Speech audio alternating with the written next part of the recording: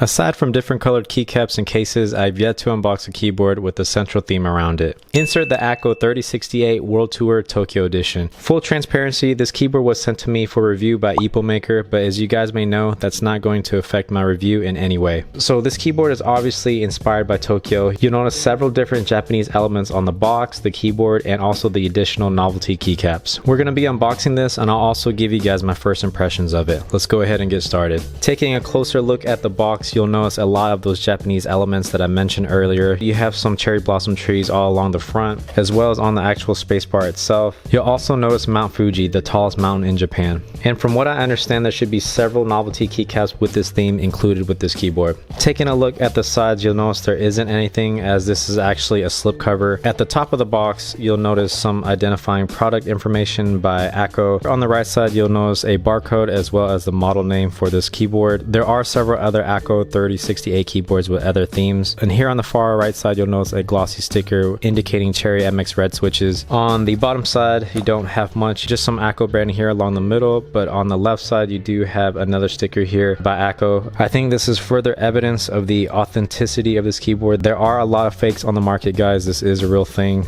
Along the back you'll have a graphic. You'll notice the F keys as well as some of the multimedia keys. This appears to be the second layer, so this is a 65% keyboard with your arrow keys and a few productivity keys. To access the second layer, such as the F keys and the multimedia keys and whatnot, you can press FN here along the bottom right. If you're not familiar with compact keyboards, that's how you access those additional keys. Now lastly, on the right side you'll notice some more product specs. This keyboard is equipped with the 1800 milliamp hour battery. On the website it does advertise 120 hours when typing or 250 days in standby mode, so pretty impressive battery life. Other than that, guys, that's pretty much it for the box, so let's go ahead and open it up. So as I said before, this is a simple slip cover. Let's go ahead and slide that off. Here on the inside of the box you'll notice the Akko logo. It is in some metallic embossed printing, so that's nice. There is one tab here along the front side. Kind of opens up like a traditional duck keyboard. You'll notice there are a couple panels here that you can remove to access the accessories. So first things first, you do have a dust cover, and this is really reminiscent of a ducky keyboard. So I don't know the history behind this company and this keyboard, but a lot of this experience is really reminiscent of a ducky keyboard unboxing. So there's that. Of course, if you've been following the channel for some time, you notice I like to save the keyboard for last, so we'll save that for last. On the inside of the box here, you do have one little manual, Akko 3084, 3068. The last two digits are going to refer to the amount of keys. This keyboard does have 68 keys, however, it is pretty much a 65% layout. On a side note, there are a lot of World Tour Tokyo accessories. If you're interested, I'll go ahead and provide links to them in the description below. Other than that, pretty thin manual, won't bore you guys to death with it, but here on the back, Akko once again. So there's that. Let's go ahead and take a look at some of the accessories that are included. As I said before, there are some novelty keycaps. I'm going to provide pictures of this at the end of the video, but let's go ahead and take a closer look at some of these novelty keycaps. So these are made of PBT and they are dye-sublimated, so the legends should last quite a bit of time. The walls are pretty thick, a pretty nice weight and feel to them. The top part isn't very textured, it's not smooth, but I wouldn't call it textured, somewhere in between, so should be a pretty comfortable typing experience. I'm also unsure of the row heights, but you do have several different keys if you want to swap out the escape key or perhaps some of the productivity keys, as well as the enter key. I believe this is for the enter key. So very nice addition here. Definitely going to decorate the keyboard with a lot of these novelty keycaps. Now next thing up, we do have a keycap puller, which also comes with that World Tour Tokyo theme. I'll go ahead and remove this for a closer look. It is a wired keycap puller, and if you guys been following me on the channel for quite some time, you know I like wired keycap pullers because there are other keycap pullers that do scratch your keycap. It does look like you have a cat paw print design on the handle of the keycap, and then here are one of the sides of the wire keycap puller. You do have the Akko logo, so pretty nice keycap puller, very unique. Now the last thing, I believe there's nothing else in the box, so this is the last thing here. It is a USB cable type C. You do have a pink Akko cable management strap, and then you see some Akko branding on the end of the type C cable, actually on both ends, so the USB A end and on the type C end. And of course the cable in itself is pink, so everything around this keyboard seems to be centered around that World Tour Tokyo theme. Now let's go ahead and take a look at the main product in this unboxing video, the keyboard. Alright, so here is the keyboard. It is wrapped in a little thin cover. Let's go ahead and remove that.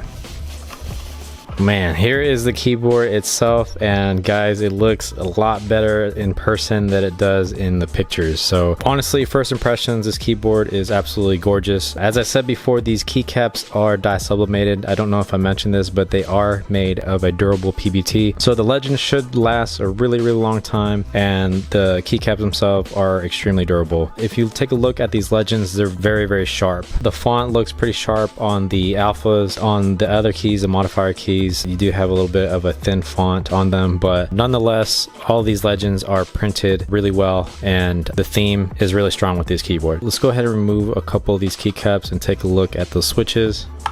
I'll go ahead and use my new keycap puller. The keycaps appear to come off pretty easy, so they're not on there hardly at all. I feel like I could remove this by hand.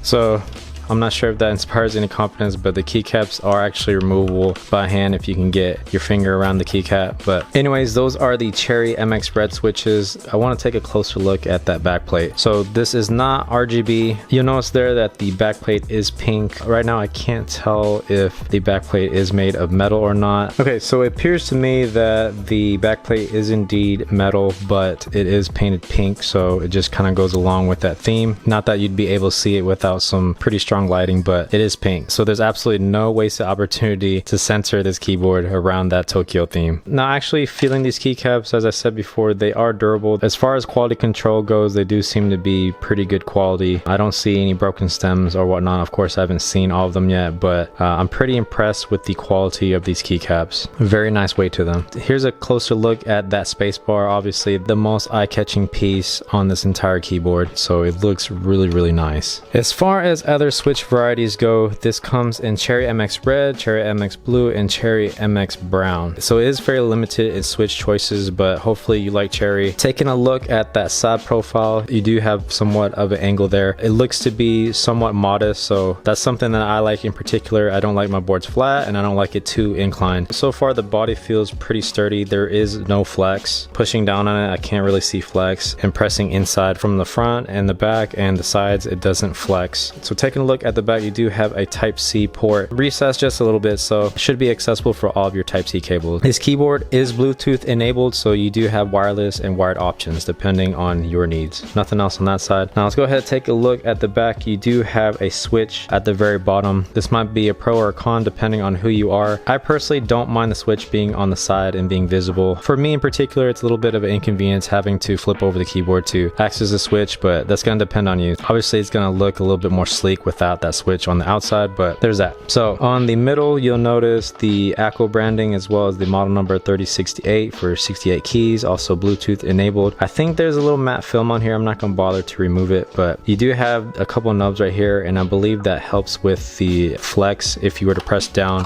from the middle. However, as I demonstrated before, there's really no flex. So as far as the rubber feet goes, the rubber feet are also pink in color. They're also really grippy and pretty elevated, so they should provide for some pretty good grip. Now the keyboard doesn't appear to move very much at all. At the front of the keyboard, you'll notice it says Akko on the right side. Other than that, that's pretty much it for the body. Now let's go ahead and do that typing test. I'll spend some time with the keyboard and I'll give you guys my first impressions.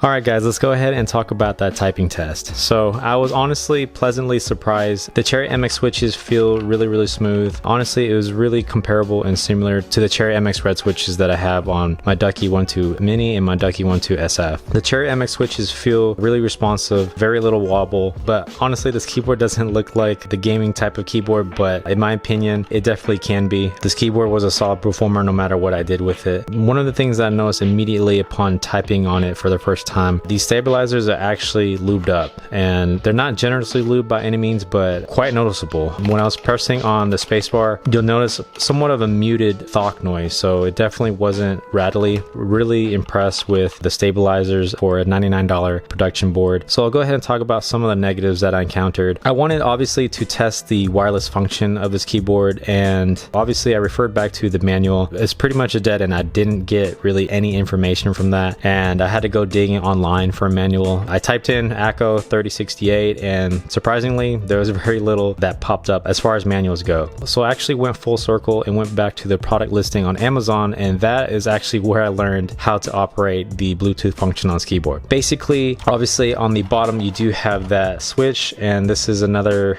minor negative for me. The switch is pretty flimsy. There's a lot of play involved with the switch, very little travel, and there's just really not a satisfying click when you're on and off. So honestly, it feels really cheap. I feel pressured to be very careful with this because it does feel like it's going to break. Wired function, flawless. Bluetooth function, there is a little bit of learning curve, but anyways, this can connect to 3 different devices, and there is a specific method to connect to those devices, otherwise it's not going to connect. So once you hit that Bluetooth switch, you're going to hit FN and E for the first Bluetooth device, FN R for the second, and FN T for the third. Bluetooth was a little bit finicky having to move between devices. There were times that I had to disconnect. If I swapped from Bluetooth back to wired and then back to Bluetooth, I had to disconnect and reconnect. But once I connected, I didn't have any issues, no dropping, none of that. So once connected, really stable. But other than that, guys, I honestly don't have any other negatives. Like this keyboard, the body feels really solid. It's really lightweight. Obviously, it's compact. As a video editor, as a YouTuber, and a guy big into productivity, I really value these extra keys. So the 65% design makes such a massive difference for me. It only adds like an inch to a 60% design, so definitely recommend it if you have any use for these keys. So very compact, very light. It's so eye-catching, guys. The design is absolutely beautiful. I mean, the accessories, the novelty keycaps, the actual keycaps on here, the legends, they pop. Everything from the keycaps to the backplate is just centered around that Tokyo theme. Really impressed with this keyboard. For $99, it definitely gets 2 thumbs up in my opinion. I definitely recommend it. If you are interested in this keyboard, I will have affiliate links in the description below. Other than that, guys, that pretty much sums up the unboxing. If you guys have any questions at all, of course, leave a comment and I'll get to you as soon as I can. If you enjoyed the video, go ahead, hit that thumbs up, and don't forget to support the channel by subscribing. That's pretty much it. I gotta go eat some rice. I'll see you guys on the next one. This is Little Rice Muncher Gaming, signing off. Thanks.